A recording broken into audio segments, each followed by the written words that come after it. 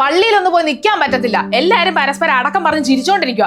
നാണം കെട്ട് തൊലി ഉരിഞ്ഞിട്ട് ഞാൻ ഇങ്ങോട്ട് പോകുന്നത്. ആ കിളവനോ നാണമില്ല. അമ്മയ്ക്കെങ്കിലും നോയിക്കൂടെ?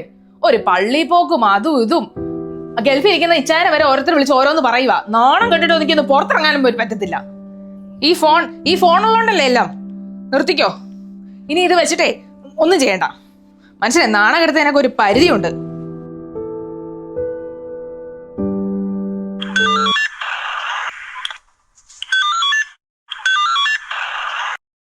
കാടുപൂത്തല്ലോ ഞാവൽ കാവഴുത്തല്ലോ ഇന്നും കാലമായില്ലേ എൻ്റെ കൈപിടിച്ചിടാൻ.